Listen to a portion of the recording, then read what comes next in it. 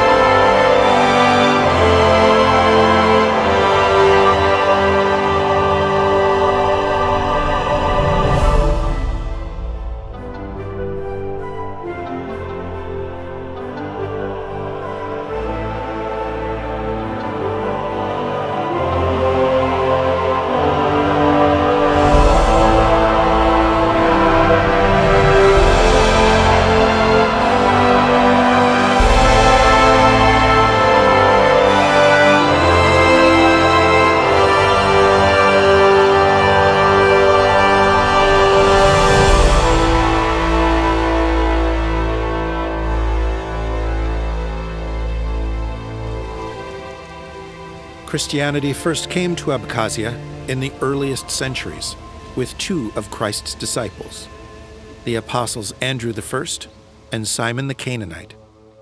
Later, the monk Epiphanius of Jerusalem studied the route which Andrew took, then followed it himself. Epiphanius wrote of his researches.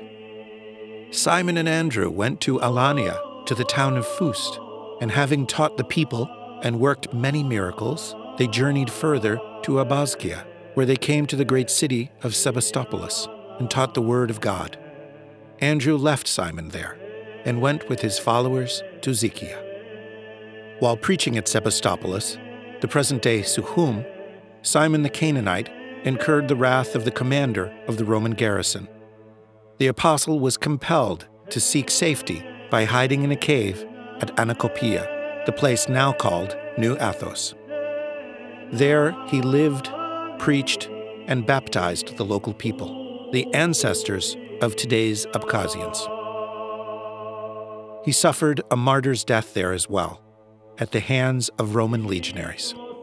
Epiphanius writes that the location of St. Simon the Canaanite's tomb is at Anakopiya, a settlement located midway between the present towns of New Athos and Anapa. It had once been an ancient fortress named Anakopiya. During the 9th and 10th centuries, a chapel was built at the site of St. Simon's burial. The cavern where the saint himself prayed is preserved to this day and is a place of worship for many people.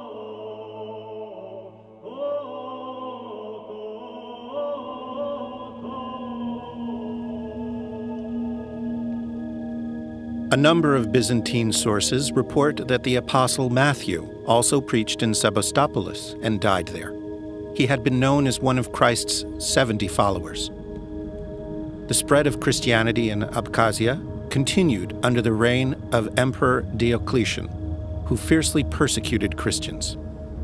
Hither, to the outer fringes of their empire, the Romans deported the Christians they disliked the most: evangelists, soldiers, and officials. Christianity had spread amongst the army's ranks, and amid the deported soldier Christians was a man named Orentios and his 6 brothers, or companions, who were charged with refusing to make a pagan sacrifice. The brothers were tortured, but would not renounce their faith, So they were sent to Pityund. We know that at least 2 were buried at Pityund, today's Pitsunda, while another lies buried at Ziganis, nowadays the village of Gudava. Church records relate that the famous church preceptor, St. John Chrysostom, was similarly sentenced to exile in Pityund in 407 AD. However, he died along the way and was buried in a village called Komana in Abkhazia, said to be close to Sukhum. His remains were later transferred to Constantinople. Some information links the holy martyr Saint Eugene of Trabzon with Abkhazia, along with some of his associates, the Patriarch of Antioch, the heretic Peter of Nafevs. Quite possibly there were others, but their names have been lost. This period marks the birth of Christian communities in Abkhazia.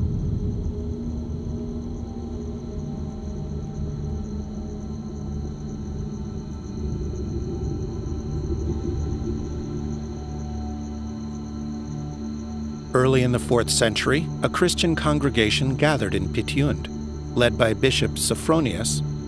Another of Pityund's bishops, Stratophil, took part in the First Ecumenical Council at Nicaea in 325 AD. His name figured there among the 318 bishops from the entire Christian world at that time. The Pityund, or Pitsunda Bishropik, is the oldest Christian congregation in the Caucasus, at that time connected to the Pontic diocese, where archbishops sat in Caesarea and Cappadocia. In the 5th century, another congregation gathered in Sebastopoulos, led by Bishop Kerkoni, who appears in the records of the 4th Ecumenical Council. The first churches in Abkhazia appeared in Pitsunda. 7 different chapels were built between the 4th and 7th century. It was from Pitsunda that the doctrine of Christ began to spread to the heart of the country.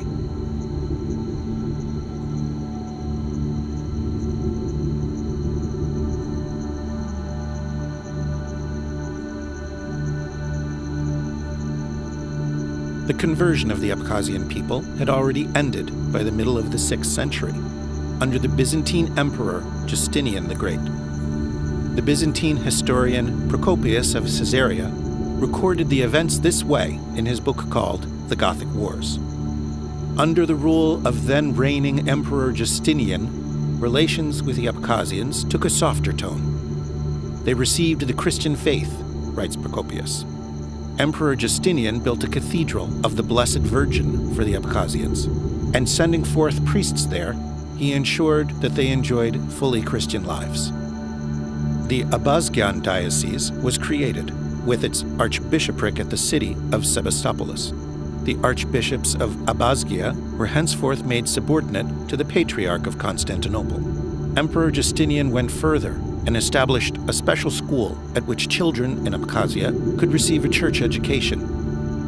In this period, Pitsunda lost its role as the primary religious center in Abkhazia, and this primacy passed to Sebastopoulos.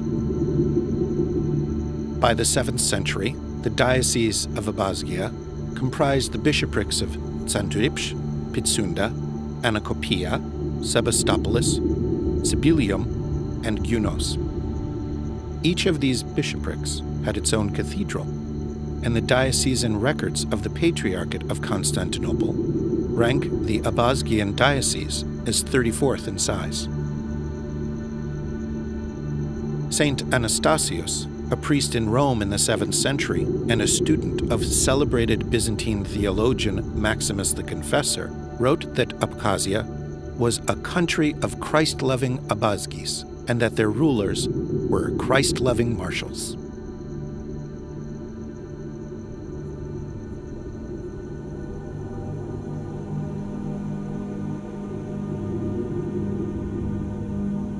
During the 8th century, the Kingdom of Abkhazia came into being, along with the need for independent patriarchs to crown the Abkhaz monarchs. This required the establishment of an autocephalous church, but separation from Constantinople's jurisdiction seemed impossible. Thus, the Abkhazian rulers sent a mission to Antioch, which was independent of Byzantine rule at that time.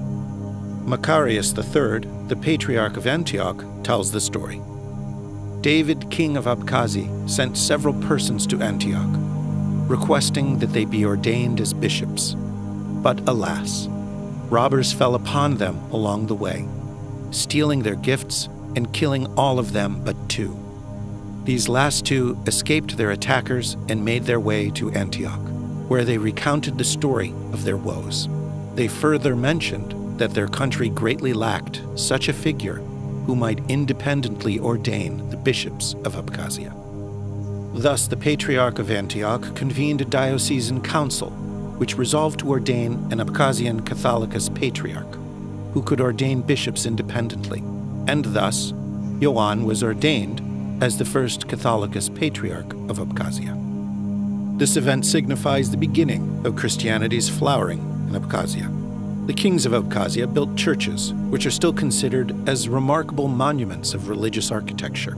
The zenith of this construction, the cathedral in the village Mokhva, was built under the orders of Abkhaz King Leon III. The cathedral in the village Bedia was built under the reign of King Bagrat III, while the cathedral in the village Kumurdo on the Armenian border was built by the same Leon III. The cathedrals at Likhny, Bizip, Pitsunda, Mokhva, and Anakopiya are the most outstanding examples of Abkhazian architecture rooted in Byzantine tradition. Since their consecration, the liturgy in these cathedrals has been conducted in both Greek and Abkhazian. Regrettably, none of the liturgical service books of those times have been preserved.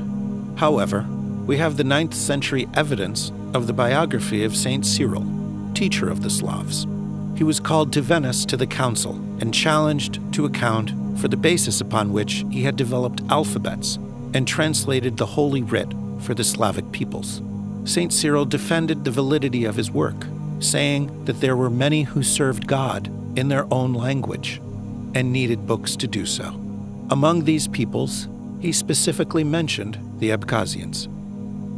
There seems no doubt that the Abkhazian Church had its own liturgical service books, which have been lost due to the subsequent decline and ruin of Christian culture.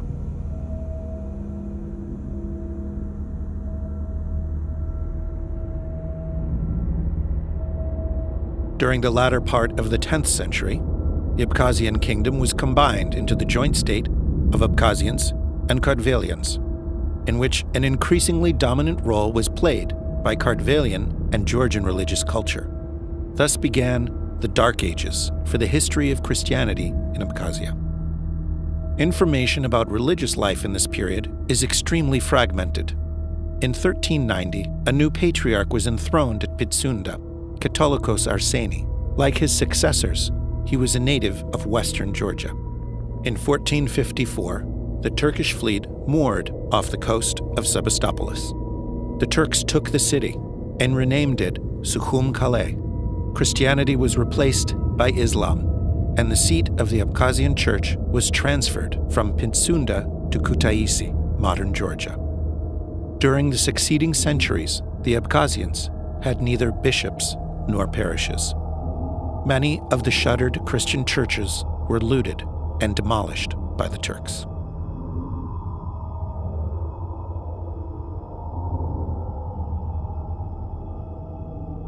In the mid-17th century, the Patriarch of Antioch, Macarius III, was passing through Abkhazia on a journey to Moscow. The account of his journey is well preserved. The Duke of Abkhazia came to Macarius and begged him to ordain a bishop for his people. The Patriarch acceded the Duke's request and ordained an Abkhazian bishop. In 1795, the last of the Abkhazian patriarchs, Catholicos Maxim II, died at the Kiev Pechersk Lavra, and with him the Abkhazian Patriarchate at Pitsunda came to a final end.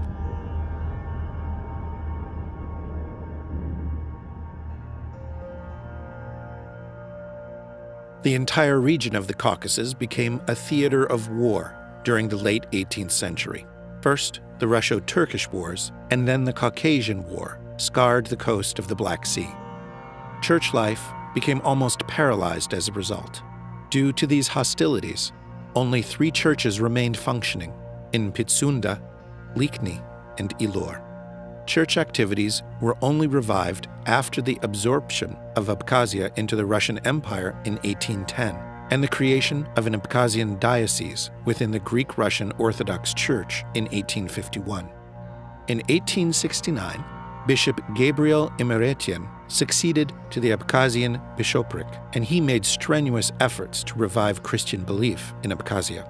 New congregations were founded and undertook extensive baptisms of Abkhazians. The Society for the Restoration of Orthodox Christianity in the Caucasus built new churches in many Abkhazian villages. A new Abkhazian clergy was ordained. In 1875, Russian monks from the monastery of Mount Athos in Greece began the construction of a monastery dedicated to Saint Simon the Canaanite in the town of Sirska. In 1888, Russian Emperor Alexander III paid a visit to the site of the monastery's construction. The walls of the central monastery were decorated with magnificent murals in honor of Saint Panteleimon, which have survived to this day. The monastery was completed before the turn of the century, becoming one of the largest religious centers on the Black Sea coast. In 1885, the Abkhazian diocese was renamed the Sukhum Diocese, a name it would keep until 1917. During this period, religious life in Abkhazia was especially active. Churches were opened and restored. Spiritual and liturgical literature was translated and published, and religious communities were established. 2 male monasteries at New Athos and Dranda, and 2 convents in Komana and Mokva. Parish schools were opened under the auspices of the monasteries. A new generation of clergy appeared, and by 1917, more than 60 congregations of worshippers were meeting in churches across Abkhazia.